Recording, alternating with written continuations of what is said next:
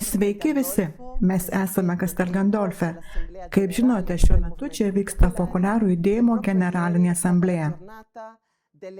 Vakar vyko Focolare judėjimo prezidentės ir ko-prezidentų rinkimai. Šį rytą gavome pranešimą iš pasauliečių šeimos ir gyvybės dikasterijos, patvirtinantį mano perrinkimą judėjimo prezidente ir Roberto Almados išrinkimą ko-prezidentu. Mano vardas Roberto, esu iš Argentinos. Kelionė į šią asamblėją man buvo tolima.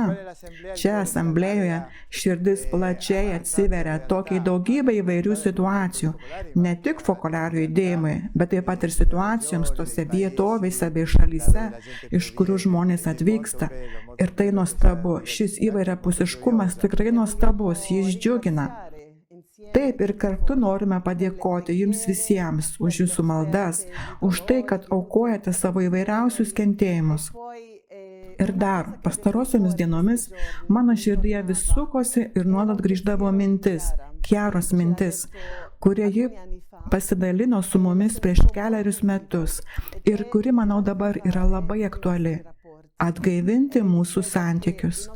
Jis sakė, mūsų santykius gali užklosti abejingumo, apatijos ir savanaudiškumo pelenai.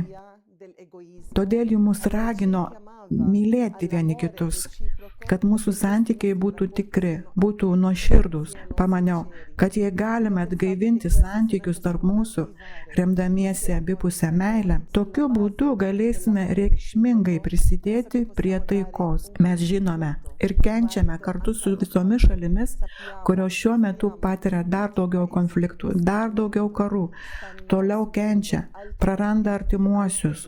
Žūsta tiek daug nekaltų žmonių. Taigi ir mes, kaip Focolare judėjimas, norime prisidėti prie taikos. Su šiuo įsipareigojimu atsisveikiname, siunčiame visiems savo linkėjimus.